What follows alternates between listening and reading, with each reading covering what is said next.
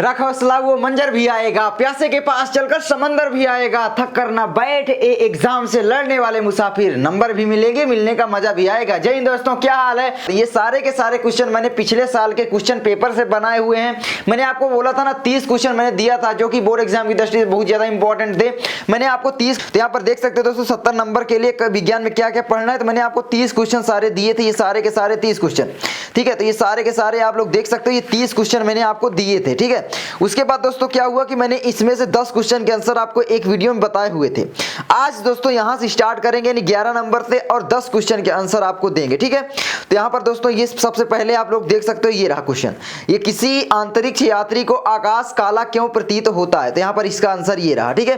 तो दोस्तों ये सारे के सारे क्वेश्चन आप तैयार कर लो, बोर्ड एग्जाम की दृष्टि से बहुत ज्यादा इंपॉर्टेंट है। मैंने बताया प्रीवियस ईयर क्वेश्चन पेपर से तैयार किया हूं और ये हर साल एग्जाम में आते हैं। हो सकता है आपके एग्जाम में आ जाए, चाहे रट लो चाहे जैसे, अगर आप समझ सकते हो तो समझ के तैयार करोगे, जल्दी तैयार होगा। तो चलो देखते हैं यहाँ पर, किसी अंतरिक्ष यात्री को आकाश काला क्यों प्रतीत होता है। बिल्कुल सिंपल है दोस्तों, आकाश काला क्यों दिखाई देता है, जो अंतरिक्ष में यात्री होते हैं, ठीक है। तो यहाँ पर क्या लिखा गया है, यदि पृथ्वी पर वायुमंडल नहीं होता तब सूर्य के प्रकाश प्रकीर्णित न होने के कारण आकाश काला प्रतीत होता है।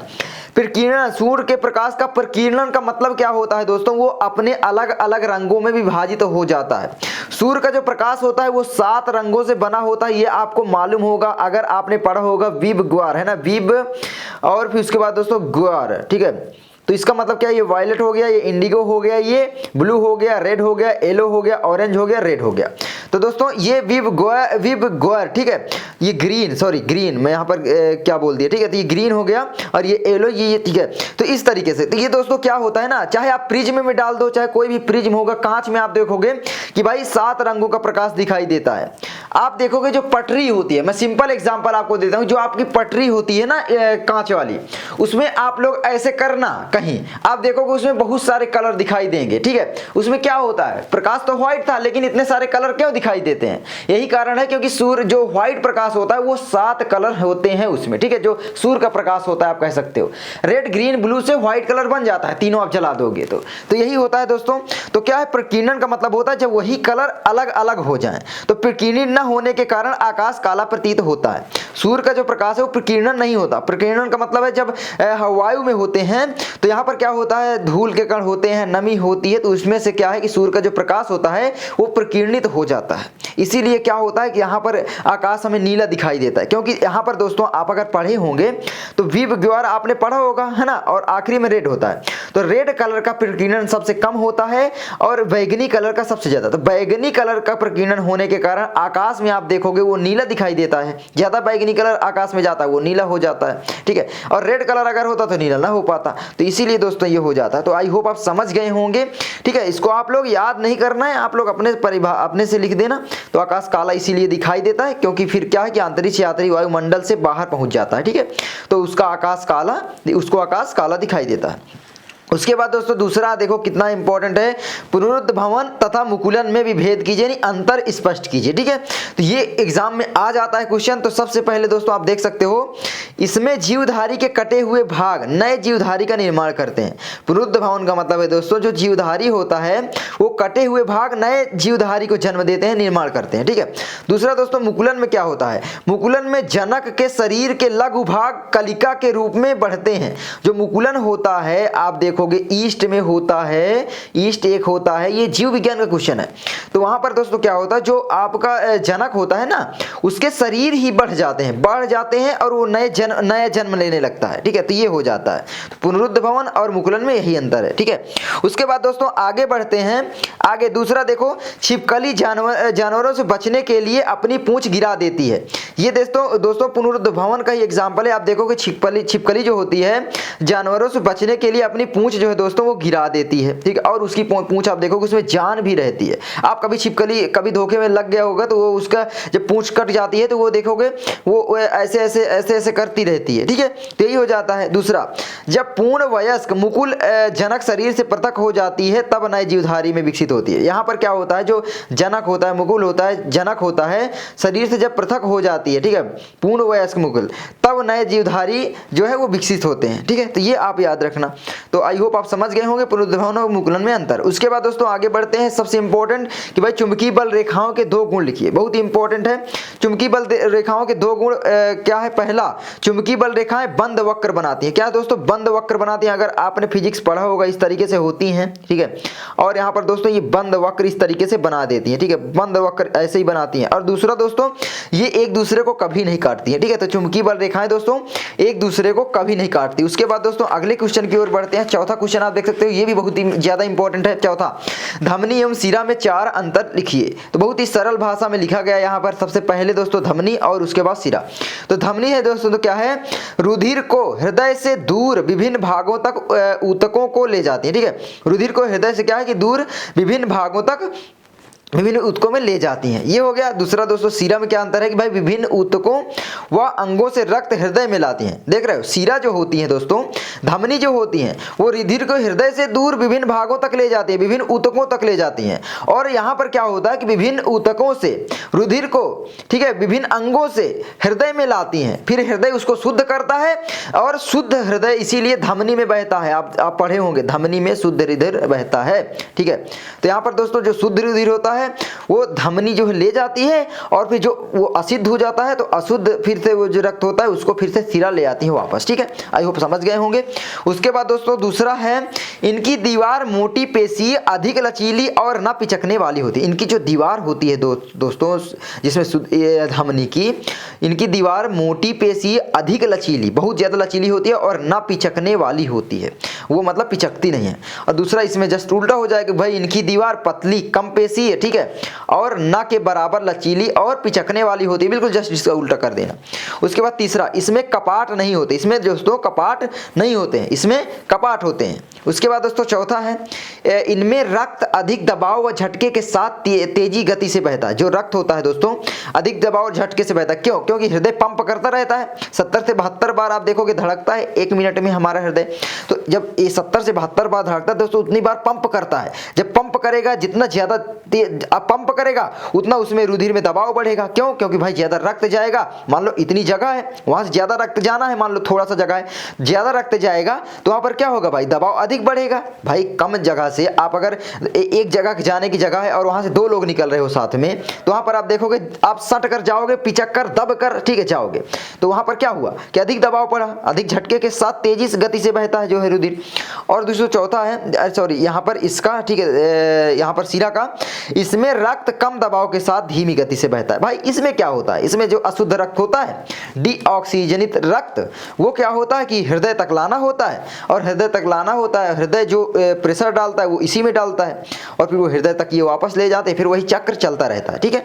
तो ये हो गया। उसके बाद दोस्तों देखिए इंपॉर्टेंट क्वेश्चन है 5वां, ऊष्मीय वियोजन और आयनिक वियोजन में अंतर लिखिए। ये दोस्तों रासायनिक केमिस्ट्री का क्वेश्चन है, ठीक है।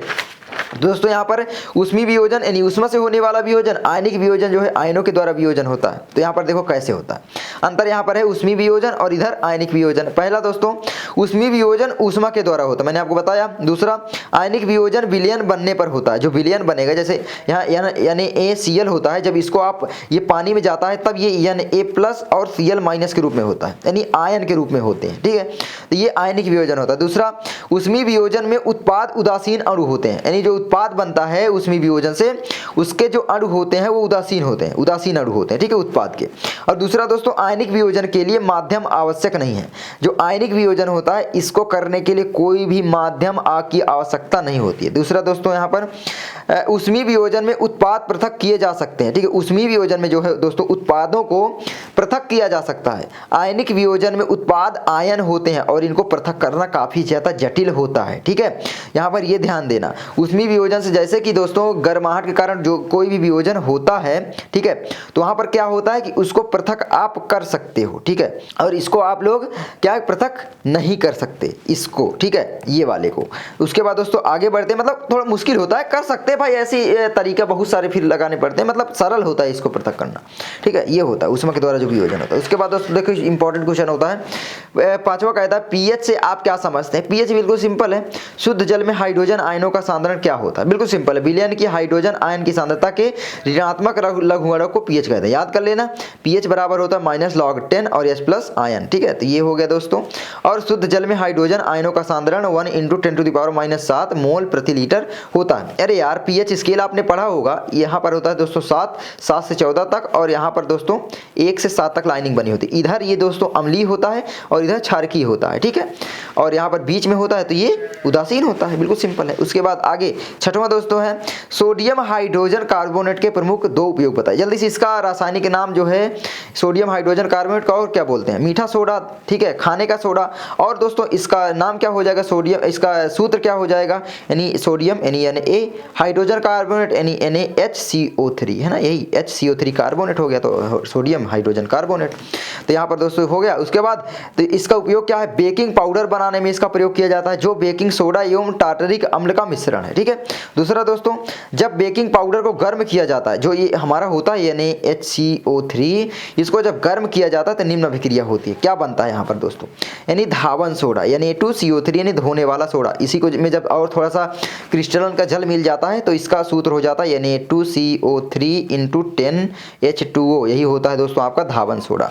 तो धावन सोडा बनाने में भी आप बोल सकते हो कि भाई धावन सोडा के निर्माण में भी जब बेकिंग पाउडर का उपयोग किया जा सकता है, ये देख सकते हो। ठीक है, तो यानी HCO3 को जब क्या है भाई H प्लस आयन के रूप में यहाँ पर गर्म किया गया तो दोस्तों ये बना है ना, तो ये हो गया। अम्ल से जब यहाँ पर दोस्तों अम्लीय प्रकृति में गर्म किया गया तो वो हो गया। उसके बाद दोस्तों तीसरा उपयोग भी यहाँ पर लिख दिया गया है। 2 उपयोग भी पूछा है, लेकिन पूछ सकता है ना बड़े क्वेश्चन में कि भाई इसका उपयोग सोडा अम्ल अग्निशामक में भी किया जाता है, सोडा अम्ल अग्निशामक में। दूसरा दोस्तों क्या है कि उदर में जब जलन होती है, हमारा जो उदर होता है वो अधिक मात्रा में हाइड्रोक्लोरिक अम्ल उत्पन्न करने लगता है, तो वहाँ पर भी इसका एंटासिड के रूप में, एंटासिड संघटक के रूप में इसका प्रयोग किया जा सकता है। एंटासिड का मतलब क्या होता है कि ये थोड़ा क्षारकीय प्रकृति का होता है, तो अम्ल के जो प्रभाव को खत्म कर देता है, जिससे दोस्तों हमारे उदर का जो जलन है वो कम हो जाता है। ठीक है, उसके बाद दोस्तों उदासीन बना देता है मतलब। उसके बाद दोस्तों 7वां है पोषण क्या होता है, पोषण की आवश्यकता क्यों होती है? बहुत ज़्यादा इंपॉर्टेंट क्वेश्चन है, तो यहाँ पर इसको आप लोग देख सकते हो। शरीर को जीवित रखने के लिए कोशिका में निरंतर उपापचय होता रहता है। उपापचय के लिए भोजन या कच्चा माल जीवधारी वातावरण से लेते हैं, इसे पोषण कहते हैं। ऊर्जा उत्पादन, मरम्मत तथा वृद्धि के पोषण की आवश्यकता होती है। वृद्धि के लिए है ना, लिए यहाँ पर होना चाहिए था, पोषण की आवश्यकता होती है। तो ये हो गया दोस्तों, आई होप आप पढ़ लिए होंगे। उसके बाद आगे बढ़ते हैं, तो इसको याद कर लेना। आगे है दोस्तों जाइलम तथा फ्लोएम के पदार्थों के वहन में क्या अंतर है, सॉरी पौधों के वहन में है ना। तो जाइलम तथा फ्लोएम में पदार्थों के वहन में क्या अंतर है? जो पदार्थ होते हैं पौधों में, ये देखो पौधे के ऊतक ही दोनों। ठीक है, सबसे पहले पौधे में ही ये पाए जाते हैं। तो यहाँ पर जाइलम मतलब जल और फ्लोएम मतलब भोजन, बस इतना याद रखना। जाइलम जो है दोस्तों जड़ से पत्तियों तक अन्य भागों में जल तथा घुले लवण परिवहित करता है। जो जल में घुले लवण होते हैं ना, यूरिया वगैरह थोड़ा बहुत, ये परिवहित करता है। लेकिन फ्लोएम क्या है? फ्लोएम भोजन पदार्थों की घुली अवस्था में, भोजन पदार्थों को क्या है घुली अवस्था में पत्तियों से पादप के दूसरे हिस्सों तक परिवहित करता है। पत्तियों से जो है दोस्तों, जो यहाँ पर पत्तियों में भोजन बनता है, वहाँ से पौधे के विभिन्न भागों तक, तने में और जगह, ये दोस्तों परिसरित करता है, परिवहित करता है, ट्रांसपोर्ट करता है, जो बोलना है आप बोल दो। उसके बाद दोस्तों दूसरा है जाइलम में पदार्थों का परिवहन वाहिकाओं तथा वाहिनियों द्वारा होता है। वाहिकाओं याद रखना, वाहिकाओं और वाहिनियों द्वारा जाइलम में पदार्थों का परिवहन होता है। ठीक है, पौधे में। उसके बाद दोस्तों दूसरा फ्लोएम में पदार्थों का परिवहन जो है दोस्तों चालनी ट्यूबों द्वारा सहचर कोशिकाओं की मदद से होता है, सिंपल। उसके बाद आगे तीसरा है जल का परिवहन सरल भौतिक गति के उत्सर्जन से होता है। ठीक है, जल का जो परिवहन है सरल भौतिक गति के उत्सर्जन से होता है या के कारण होता है। ठीक है, दूसरा यहाँ पर दोस्तों फ्लोएम में स्थानांतरण एक सक्रिय क्रिया है। ठीक है, याद कर लेना। उसके बाद दोस्तों आगे 9वां देखिए संक्रमण तत्व किन्हें कहते हैं, इन तत्वों की प्रमुख विशेषताएं बताइए। बहुत ज्यादा इंपॉर्टेंट क्वेश्चन है। तो संक्रमण तत्व वो तत्व होते हैं जो आवर्त सारणी में यस तथा पी ब्लॉक के बीच के तत्वों को संक्रमण तत्व कहते हैं। जो यस ब्लॉक होता है यानी यस पी, ठीक है, इधर होते हैं यस पी डी एफ पाए जाते हैं, इतने पाए जाते हैं। तो संक्रमण तत्व क्या होते हैं? आवर्त सारणी में यस तथा पी ब्लॉक के जो बीच के तत्व होते हैं, ठीक है, उसको संक्रमण तत्व कहते हैं। इनका अंतिम इलेक्ट्रॉन डी कोष में भरा जाता है, यानी जो आपका डी वाला होते हैं वही होते हैं। ठीक है, तो ये ध्यान रखना। उसके बाद दोस्तों आगे बढ़ें, डी ब्लॉक आप कह सकते हैं। उसके बाद आगे बढ़ें आगे विशेषताएं देखिए दोस्तों, पहला ये सभी तत्व धातु होते हैं, ठीक है। ये सारे के सारे तत्व जो है वो धातु होते हैं, जो यार आवर्त सारणी में बीच में स्थित होते हैं, इस तरीके से स्थित होते हैं। और इधर इधर ये हमारे sp ग्रुप के तत्व होते हैं, ये बीच वाले होते हैं, वही होते हैं, ठीक है। और ये रंगीन आयन बनाते हैं। उसके बाद दोस्तों आगे, इन तत्वों के आयन संकरण आयन बनाते हैं क्योंकि इनमें उपकोष पूर्ण रूप से भरे नहीं होते। जो उपकोष है वो दोस्तों पूर्ण रूप से भरे नहीं होते, ठीक है। उसके बाद आगे सबसे इंपॉर्टेंट ये देखो, संकोचश्वास एवं श्वसन में अंतर। तो संकोचश्वास और श्वसन में क्या अंतर है? सबसे पहले दोस्तों संकोचश्वास, श्वासोच्छ्वास जो भी बोलना है संकोचश्वास ही बोल देते हैं। तो देख लेना, यह एक भौतिक क्रिया है, यह एक रासायनिक क्रिया है। दोस्तों जो ये होता है श्वासोच्छ्वास या संकोचश्वास, यह एक भौतिक क्रिया है और यह एक रासायनिक क्रिया है। दूसरा, इसमें ऊर्जा नहीं निकलती है, ठीक है, इसमें ऊर्जा निकलती है। और तीसरा यहाँ पर दोस्तों, यह क्रिया कोशिकाओं के बाहर होती है, ठीक है, यह क्रिया कोशिकाओं के बाहर होती है और यह कोशिका के अंदर होती है। चौथा यहाँ पर दोस्तों है, इस क्रिया में एंजाइमों की आवश्यकता नहीं होती है और यहाँ पर यह क्रिया एंजाइमों की उपस्थिति में ही हो सकती है। ये दोस्तों बहुत ज़्यादा इंपॉर्टेंट क्वेश्चन थे। आई होप दोस्तों आप लोग इन क्वेश्चनों को तैयार कर लोगे। हो सकता है बोर्ड एग्जाम में इनमें से बहुत सारे क्वेश्चन आ जाएं। मैं आपको 30 क्वेश्चन दिया हूँ ना, देखना उनमें से बहुत सारे क्वेश्चन आपके बोर्ड एग्जाम में आने वाले हैं। तो बस दोस्तों मैं मिलता हूँ आपसे किसी नेक्स्ट वीडियो में दोस्तों, तब तक के लिए जय हिंद, जय भारत।